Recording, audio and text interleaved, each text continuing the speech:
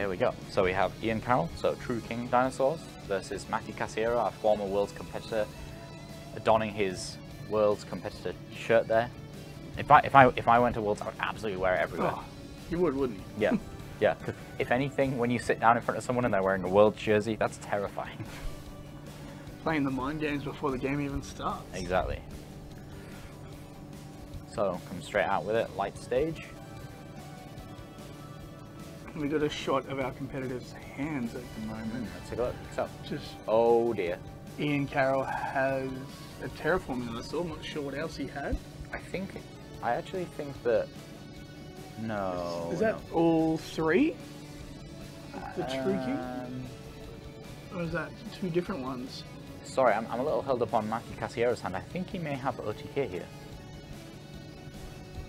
No, not enough. He needs one more Lycris. Yeah. Okay. Whew, I thought he had the OTK there. That's amazing. That would be amazing. Still, this is a lot of damage that's going to go on board next turn. Absolutely is.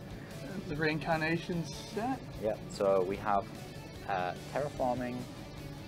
We have. Yeah, I think he's opened all three of his True Kings that I can never pronounce. Oh no, he's playing two different ones. He's playing Imazud and Barastos. The fire one and the dark one, I think? Water. Water. My bad. He is playing the Mare in the deck. Yep. So that is his water target. And Megalo Smash X also water, I believe. Yep. This is going to be quite a lot of damage. Getting punished for playing Yu-Gi-Oh! Yeah, Matthew Casiero here, yeah, absolutely fell for the fact that his opponent had evenly matched, and he doesn't actually play evenly matched at all in the main deck. In fact, 0 traps in the main deck for Ian Carroll and his Dinos. Yeah, obviously that's hard to tell when you're playing against Dinos. Oh wow, he's got Fossil Dig. He's going to just be able to play Fossil Dig and recover all of his hand. Recover all of his hand from previous. Wow. Upstart Goblin now reads, you lose 800 life points and your opponent gains 1,000 draw one card. Just because of the game state right now. Wow. Trickstar's punishing you just for trying to play the game. That's what we've seen this weekend with these matchups. Yeah, and the dinosaur deck is not, it's costing him 800 life points to play any of those cards. Every time. Not a fun day, that is for sure. So we're seeing Agni Mazud, how are we pronouncing it? Agni Mazud, yeah. Agni Mazud coming to the board. So even looks miscellaneous Saurus. Yeah. So, chaining the reincarnation to the True King. That's unfortunate. Yeah, absolutely. And then he's going to take another big chunk of damage. But we'll get to summon his giant Rex. So there is some good game from that. But he's on 1,200 life points though. Yeah, that's not the good part. That's not a lot. That's not a lot of life points. Certainly not.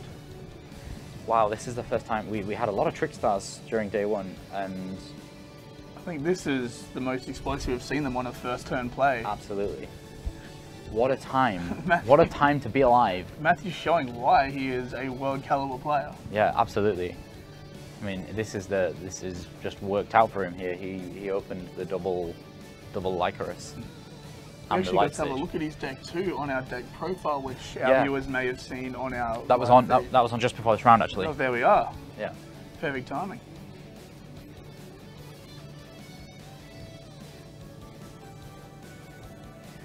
I think our judges here are just looking to figure out exactly how the effect's working.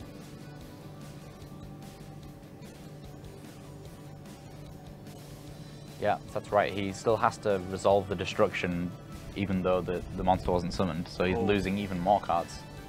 I think that's certainly not good for Ian Carroll. By the sounds of it, that's how it's being ruled here. Wow, that's pretty phenomenal. And now the Giant Rex hits the board.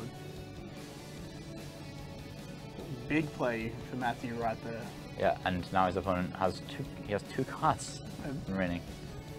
So the diagram. Yeah, he does have Fossil Dig.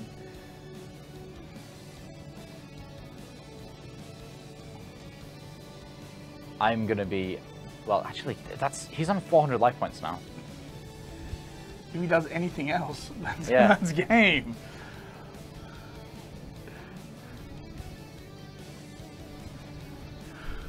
Yeah, I feel like down to 400. I feel like Ian's gonna need some serious storm access right now, otherwise he is not gonna be able to. He's gonna need to attack over these dancing girls and hope at this point. Yeah, I don't know what could possibly happen now. He's on 400 attack, 400 hit points. Overlay. With what, I wonder? He's looking at the Baguska? No. Because of Dolkerd's dead? The Dolkerd's dead. I mean, now he draws for 10. Yeah, okay, yeah, I mean... So yeah, freeze the yeah, back row. Yeah. Freeze the back row. Like, nope, he just goes Canadia and then gets the reincarnation, passes, and then flips it over, and that's actually just ending will do it also, because he would lose to the burn damage in draw phase. Wow. Matthew just that was swift. Swiftly indeed. Just only a little over 5 minutes. Yeah. Possibly the quickest first round match we've seen. Yeah, that is the quickest first match we've seen. Wow, Trickstar showing why they are still in this top cut with the Spiral. Yeah, absolutely. That is phenomenal.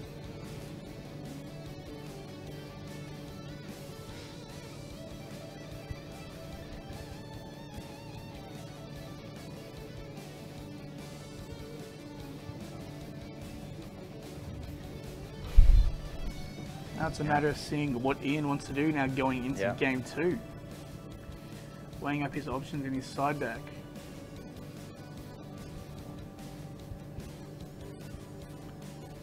His side deck is consisting of 3 evenly matched, 3 Magical Spring, 3 Mariamne, the True Draco Phoenix. Yeah, Mariamne. 1 Oxygeddon, 3 Psyframe Epsilon, and 2 Twin Twisters.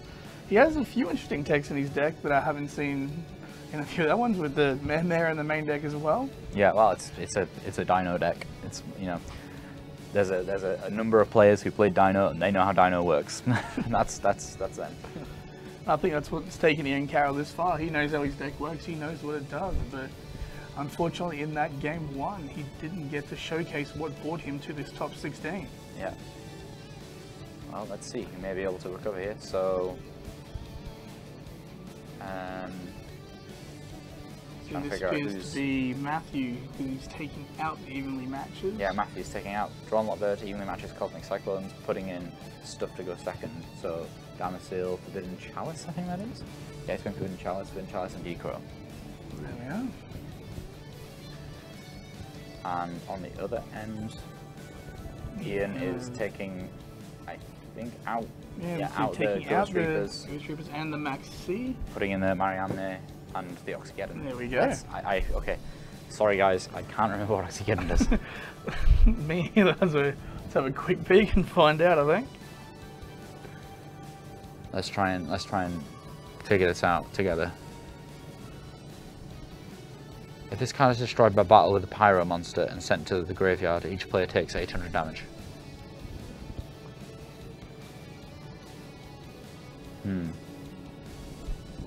I'm guessing just because it's level 4 dinosaur?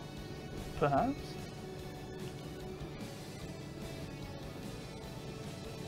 Yeah, if any of our viewers... It was battle war card effect would have been very good. Yeah, exactly, yeah, because you destroy it and then damage comes in. Yeah, this True King, unfortunately. If any of our professional Dino players out there can tell us... Tell us on Twitch. Yeah. What's with Oxygeddon? Alrighty, so Ian has terraforming for his diagram, has played it. Matthew Casiero opened the Drawn Lot baby Bird from hand.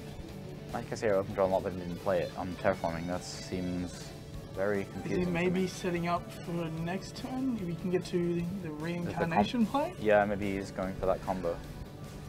The thing is though, Dinos usually just play everything all at once. And if we see Calamities on the field, it's going to shut down the Cantina play. Yeah. Cantina.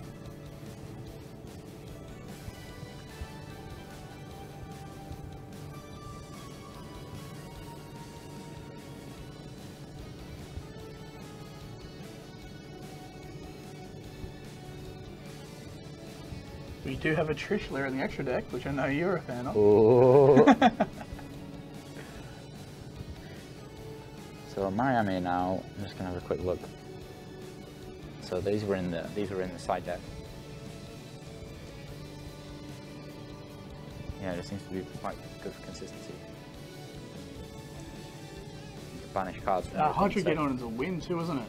Oxygeddon, yeah. Oxygeddon. So that's probably why he's put that in as a target for the Mariamne. Yeah, maybe I'm confused. Anyway, as I say, maybe I'll find out from him. Dino's doing Dino things. Well, if he wins, we can certainly interview him and figure out. It'd been great to get a deck profile with him, but certainly. Alas, he was not here on Friday.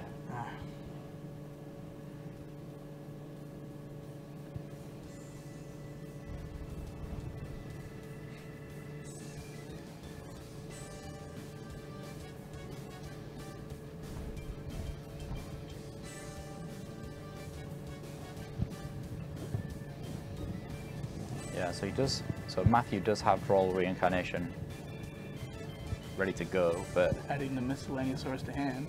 So Ian's gonna have a big board presence. To grave, sorry.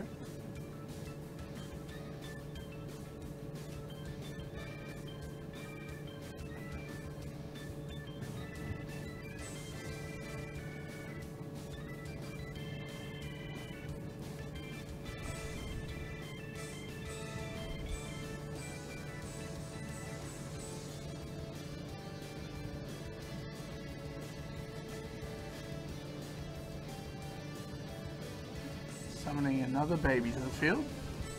Yeah.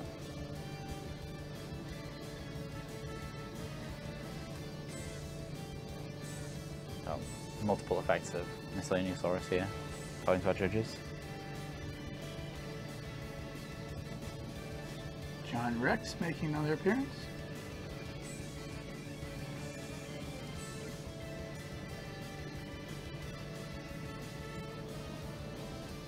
Mana. There it is. Let's bring that up and read out the effect of mana for our viewers at home who have not seen that. It's a seahorse, which is awesome. Who doesn't like seahorses? So, cannot be special summoned except by the effect of a worm type monster. During your main phase, you can reduce this card's level by 1, and if you do, special summon one mini Mare token. Okay. Mini Mare token. Mini Mare token. And you can only use this effect of Mare thrice per turn. One of 2 cards in existence, I believe, has the word thrice in the card text. Is it? I actually can't remember. The other one being... Well, I looked it up yesterday, actually. Someone mentioned this to me. Yeah, thrice per turn. Yeah.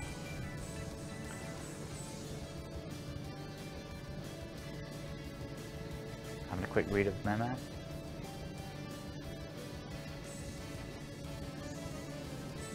Yeah, so he gets Ghost Ogre anyway. The other card saying thrice is Coach King Giant Trainer. Yeah, I used to play that in my Magical Explosion deck. Oh, there you go. So twice as thrice. Yeah. 6 times.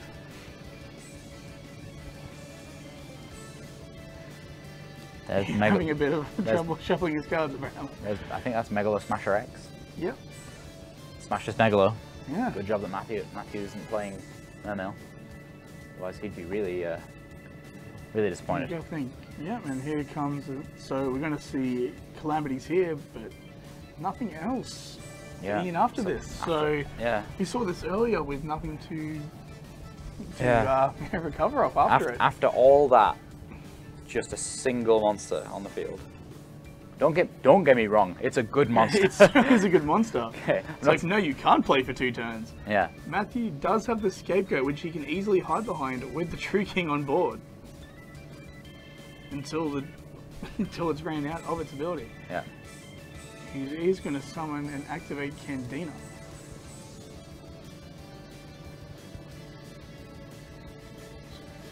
Yeah, and there is reincarnation number 1.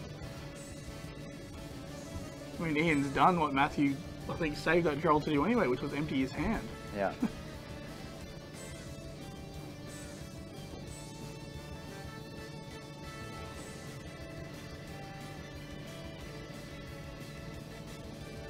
So do we know why he chose not to activate Calamity's effect there? Yeah, I'm a little confused. Get some word from our judges maybe and find out why exactly. Yeah. Because he got the reincarnation because of the Candino let through, and obviously he knows what it does.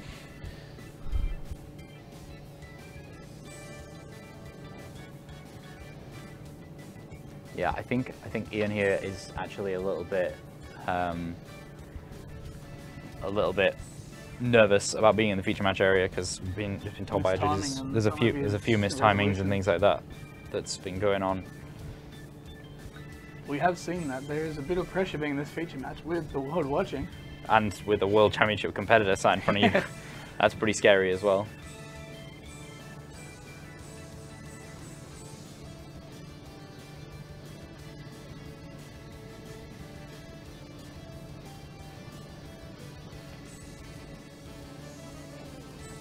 And there's a scapegoat we mentioned.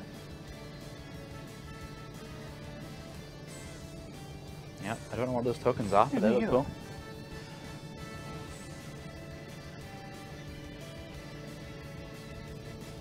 We're just discussing exactly when scapegoat's getting resolved here.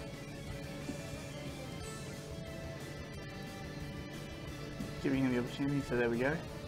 Yeah. Maybe he waited for Matthew to enter his main phase last time, that might have been why. Yeah, possibly.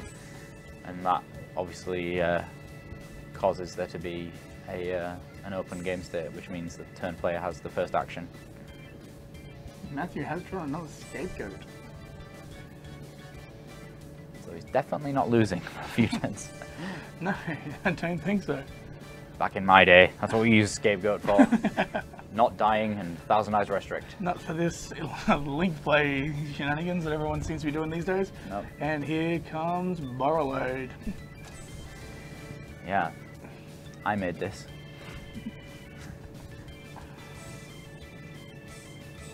That's exactly what Matthew Casiero is about to say when he steals that Truth King of Calamities. Very big play for Matthew here.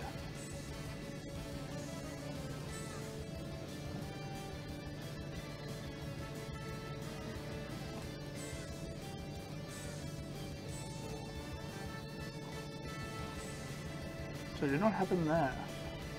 Yeah, so Truth King of all Calamities was active. But I don't know why, because isn't it a specific attribute? All become the attribute after the activation of the effect. So whatever he summons will become that attribute and negated. Yeah, that seems odd, because obviously, but that only applies to the monsters that are on the field right now, not the future monsters. See if we can get some word from our judges on that one, maybe. Yeah, possibly. But I do believe it has been ruled that it's monsters that come out for the duration of the turn as well. Oh, was it? I might just be completely wrong.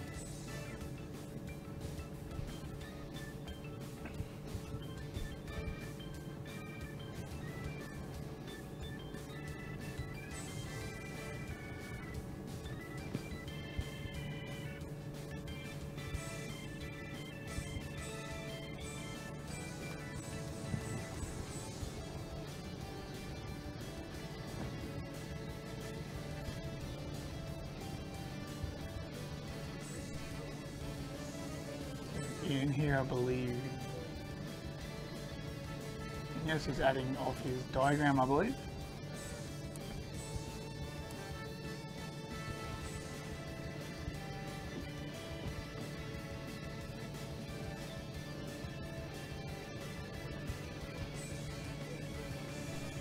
So Ian here, what do you think he's looking to do to try and kind of recover here? Because this Borrel is going to cause him problems. What do you think he's going to be able to do? As soon as that Calamities loses its effect, it's going to be a massive issue for Ian. It's just a big monster that Matthew can take with that Borrelo Dragon.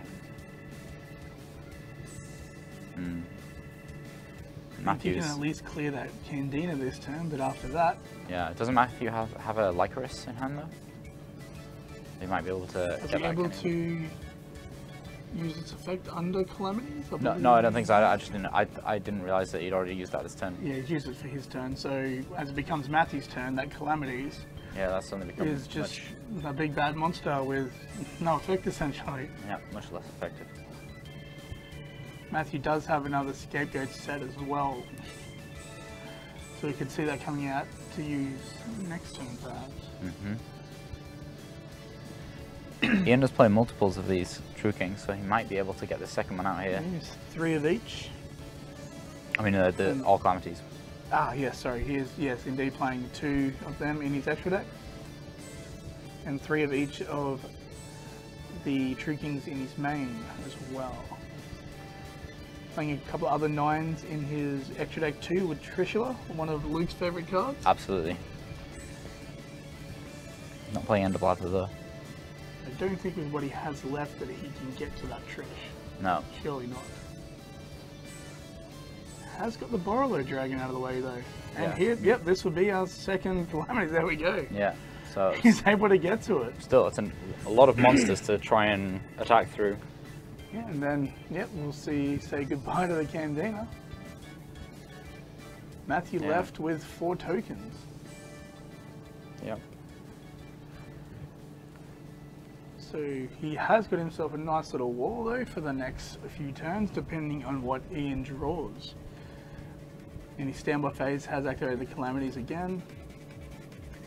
I think learning from his first mistake there, making sure he doesn't miss the timing on that one.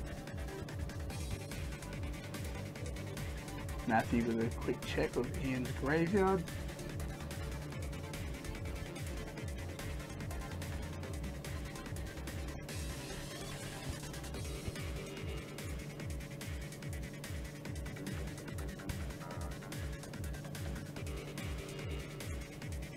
Yeah, there's the light stage. That's going to help. Matthew continue to be able to kind of grind out this True Kings. Does have a Candina in hand, I believe, so it might be, I don't know, is it a Lycos? No, I can't remember. I think it's some hand trap, some random hand trap. Keeps flipping it over and then I can't see it. One see it himself, but one show us. So he adds a Lycos.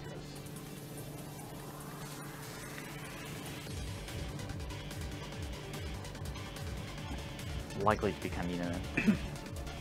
We've already seen one scapegoat, so that's unlikely for him to be able to do much with that second scapegoat. He does still, I believe, have options for these link monsters. Yeah. So yeah. Firewall. What's the attack points of calamities? It's 3,000, isn't it?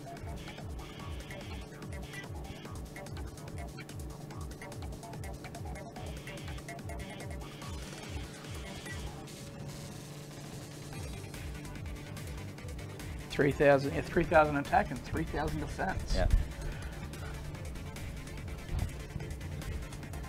So Firewall's gonna help with that. Yeah. This is it. So it looks like Matthew Casiero here has really been able to take control of this game again. And one card in hand is his diagram. Yeah. Does he have much left in deck to search for? Yeah, he's gone through a lot of resources. Yeah, almost all of his resources. He plays a lot of True Kings, but they're all used up. Yeah. At least like his calamities is back in the extra deck from Firewall, but I don't think he has a way of getting to it. Yeah, I think the nerves just absolutely has got to Ian here in this matchup. Matthew's shirt paying off. Yes, the shirt did it.